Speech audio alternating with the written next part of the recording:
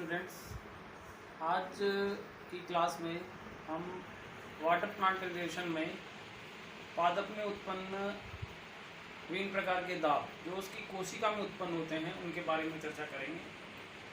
आज का वीडियो बहुत महत्वपूर्ण है क्योंकि इस टॉपिक से बहुत सारे प्रश्न जो है वो आते हैं और बोर्ड जो है इस टॉपिक को बहुत ज़्यादा इम्पोर्टेंस देते हुए अपना प्रश्न पत्र तैयार करता है। तो इसलिए इस टॉपिक को बहुत ध्यान से पढ़ें। तो आज का हम वीडियो शुरू करते हैं। देखिए बच्चों, सबसे पहला जो कोशिका में उत्पन्न दाब है वो है परासरण दाब। परासरण दाब क्या होता है? वह दाब जो शुद्ध जल यानी विलायक, शुद्ध जल के अणुओं को अर्धपारगम्य झिल्ली के दूसरी ओर यानी अर्धपारगम्य झिल्ली के अंदर स्थित घोल में प्रवेश करने से रोकने के लिए आवश्यक होता है, उसे ही परासरण दाब कहते हैं। परासरण दाब को समझने के लिए हम ये एक कोशिका को समझते हैं। ये एक कोशिका है जिसकी ये अंदर वाली कोशिका झिल्ली है और बाहर वाली कोशिका भित्ति है। ठीक है। यदि इसके अंदर कोशिका के अंदर कोशिका द्रव्य होगा, यानी जीव द्रव्य भी कह सकते हैं इसको, कोशिका द्रव्य है। तो कोशिका द्रव्य जो है इसके अंदर यदि जल प्रवेश करेगा, यानी विलायक जल जो है क्या है? विलायक है। यदि विलायक इसमें प्रवेश करेगा तो ये विलयन जो है इसके द्वारा इस जल पर दबाव बनाया जाएगा जिससे ये इसको बाहर निकालने का प्रयास करेगा। तो इस दाब को ही परासरण दाब कहेंगे। तो परासरण दाब की मात्रा अधिक किस में होगी? विलयन में। और जबकि विलायक जो है उसमें परासरण दाब की मात्रा कम होगी। ठीक है। ओपी यानी ऑस्मेटिक प्रेशर या परासरण दाब के कुछ विशिष्ट गुण हैं। और ऑस्मेटिक प्रेशर जो है ये घोल में विलय का गुण होता है। अभी जैसे मैंने आपको बताया कि जीवद्रव्य में लग रहा था, यानी ये विलय का गुण है, ना कि विलायक का। विलय का गुण होता है ओपी। शुद्ध जल का ओपी हमेशा शून्य होगा। शुद्ध जल का ओपी, जैसे अभी आपको मैंने बताया था कि सबसे ये जो बाहर की तरफ से जो जल अंदर जाएगा कोशिका में, तो इस ओपी का मान तो क्या होगा? शून्य। जबकि विलयन का ओपी क्या होगा? अधिक होगा। तो विलयन का जो ओपी है, तीसरा कॉन्सेप्ट है विलयन का ओपी समानुपाती विलय की सांद्रता।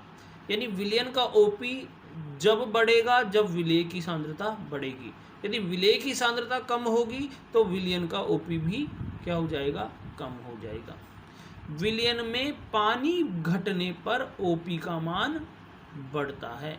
यानी बात वही आ गई, यदि शुद्ध जल होता जाएगा तो ओपी का मान ओपी का मान बढ़ता है। विलयन में पानी घटने पर यदि पानी घटेगा तो ओपी बढ़ेगा और पानी बढ़ेगा तो ओपी घटेगा।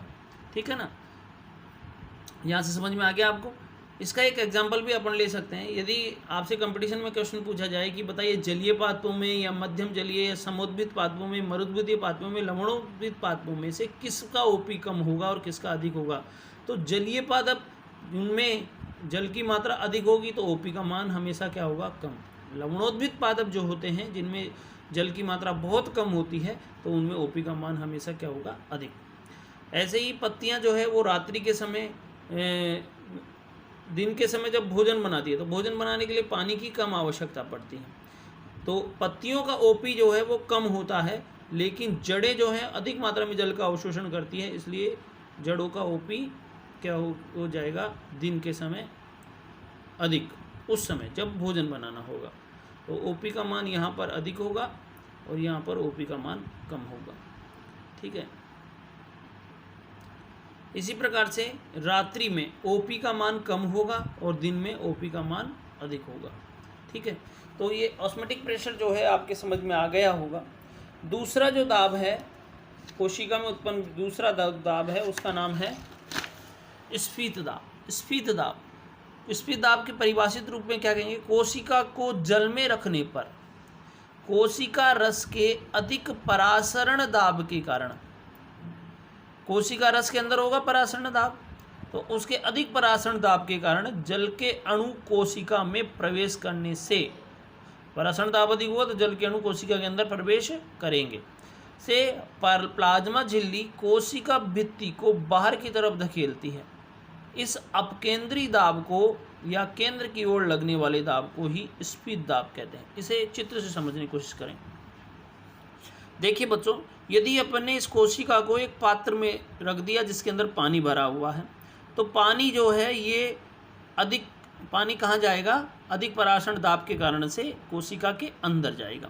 तो कोशिका के अंदर जब पानी जाएगा तो ये जो इसकी जो कोशिका झिल्ली है, ये कोशिका झिल्ली, क्योंकि कोशिका जो है फूलने लगेगी, तो कोशिका झिल्ली के द्वारा एक दाब कोशिका भित्ति पर लगाया जाएगा, तो बाहर की तरफ लगेगा। इस दाब को ही क्या कहेंगे? स्फीत दाब। दूसरी तरफ ये जो दाब लगाया जा रहा है, इस दाब के विरुद्ध भी दूसरा दाब और लगाया जाएगा जो कि अंदर की तरफ कोशिका झिल्ली तक की तरफ लगेगा, उसको बोलेंगे भित्ति दाब। जब टीपी और डब्ल्यूपी, यानी टीपी मतलब टर्गर प्रेशर यानी स्फीत दाब, और डब्ल्यूपी मतलब भित्तीय प्रेशर, ये वॉल प्रेशर, ये भित्तीय प्रेशर या वॉल प्रेशर और स्फीत दाब या टर्गर प्रेशर जब बराबर होंगे तो उस स्थिति में कोशिका जो है वो अपनी स्फीत अवस्था में या फिर फूली हुई अवस्था में बनी रहेगी। तो स्फीत दाब के कारण, स्फीत दाब के विपरीत दिशा में बाहर से अंदर की ओर, अर्थात अभिकेंद्र दिशा में भित्ति दाब पर लगाया जाता है। कौन सा दाब? स्फीत दाब। जब टीपी और डब्ल्यूपी बराबर होते हैं तो कोशिका स्फीत बनी रहती है। तीसरा जो दाब है उसका नाम है विसरण दाब न्यूनता। विसरण दाब न्यूनता, शुद्ध जल का विसरण दाब, अभी अपन ने पढ़ा था कि शुद्ध जल का विसरण दाब हमेशा क्या होता है? उच्च होता है। ठीक है। और शुद्ध जल में यदि विलेय मिला देंगे तो वो क्या बन जाएगा? विलयन बन जाएगा। तो विलयन का विसरण दाब हमेशा क्या होता है बच्चों? कम। यानी जैसे जैसे विलयन बनाया जाएगा, यानी विलेय उसमें विलायक में मिलाया जाएगा, तो उसका विसरण दाब हमेशा क्या होता जाता है? कम। तो विलेय की मात्रा अधिक हो जाए, तो विलेय की मात्रा अधिक हो जाए मतलब विलयन की सांद्रता अधिक हो जाए, तो विसरण दाब भी उसी के अनुसार कम होता है। अतः ये कहा जा सकता है कि शुद्ध जल की तुलना में किसी विलयन के विसरण दाब में जितनी कमी होती है उसे विसरण दाब न्यूनता या डीपीडी कहते हैं। यह कमी विलायक के विसरण दाब में होती है। विलायक से विलयन बनने में डीपी कम, यानी डीपी किसको बोले थे अपन? डिफ्यूजन प्रेशर, विसरण दाब। विलायक से विलयन बनने में विसरण दाब कम, लेकिन ओपी का मान अधिक होता है। यानी ओपी तो बढ़ेगा और डीपी का मान कम हो जाएगा यदि विलायक से क्या बनाया जाएगा? विलयन बनाया जाएगा।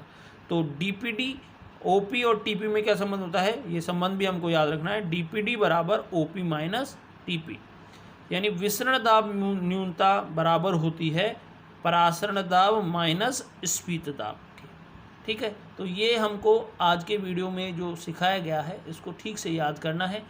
ठीक है। किसी को कोई समस्या हो तो वो कमेंट करके पूछ सकता है या फ़ोन करके भी पूछ सकता है। ठीक है। और ज़्यादा ही समस्या है तो हम जब क्लास लगेगी तो उस क्लास में इसको और चर्चा करेंगे। ठीक है। आपका वीडियो पसंद आया हो, आपको यदि मेरा ये वीडियो पसंद आया हो तो इसको लाइक और सब्सक्राइब करना ना भूलें। Thank you.